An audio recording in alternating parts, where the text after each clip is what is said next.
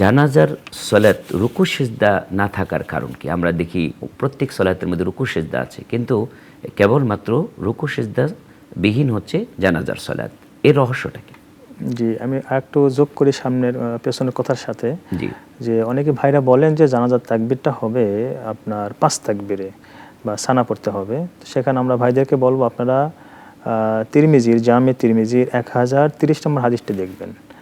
1030 নম্বর হাদিস, যেখানে নবী সাল্লাল্লাহু আলাইহি ওয়াসাল্লাম থেকে বর্ণিত আছে এবং সাহাবাগণ বলেছেন যে আমরা আল্লাহ রাসূলের পিছনে ৪ তাকবীরে সালাত আদায় করতাম।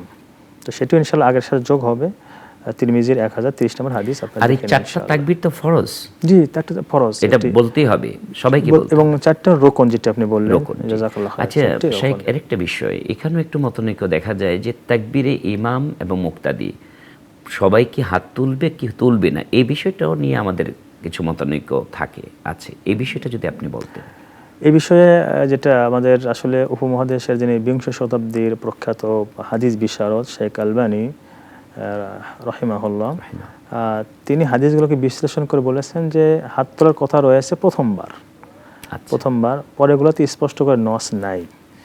কিন্তু অন্যান্য অনেক আলেমরা, শেখ বিন বাজ সহ অনেক আলেমরাই বলেছেন যে যেটি অন্য সলাত আমরা করি, ইমাম মুক্তাদি সবাই হাত উঠায়, এজন্য সব তাকবীরেই ইমাম এবং মুক্তাদি সবাই হাত উঠাবে, এটি ঠিক আছে। আমার মনে হয় যে এই বিষয়টা নিয়ে প্রশস্ততা রয়েছে। যদি ইচ্ছে করে তাহলে মুক্তাদি ইমাম হাত উঠাতে পারেন, অথবা না উঠালেও কোনো সমস্যা, কিন্তু প্রথম তাকবীরটা প্রথমটা উঠাতেই হবে। জাযাকাল্লাহ। তো সেই আরেকটা প্রশ্ন মাঝখানে আমি করেছিলাম, যেটা নাকি ওই যে দাফন কাফনের জামাতের মানে এই যে রুকু এবং সিজদা নেই কেন, এটাও খুব একটা কৌতূহলী প্রশ্ন মানুষের কাছে, যে সব সালাতে রুকু এবং সাজদা আছে, জানাজা সালাতে নেই কেন। এটি আলহামদুলিল্লাহ, আল্লাহ তাআলা, ইসলাম যে পরিপূর্ণ এবং ইসলাম যে সম্পূর্ণ ইবাদতটা শুধুমাত্র আল্লাহর জন্য, এটি আমরা জানাজা থেকে বুঝতে পারি।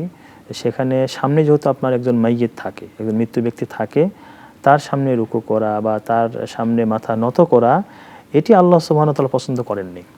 কারণ মাথাটা শুধুমাত্র নত হবে আল্লাহর সামনে, শুধুমাত্র আল্লাহর সামনে আপনার সাজদা হবে। তো যেহেতু মানুষের এরকম মনে হতে পারে যে এটা একটা সম্মান সূচক, যেভাবে আমরা অনেকেই দেখি যে বড় কেউ মারা গেলে তাকে সেলট দেওয়া হয়, তাকে তার সামনে নত হয়ে বসা হয়, যেটা আমরা কাফের মুশরিকদের দেশে দেখি।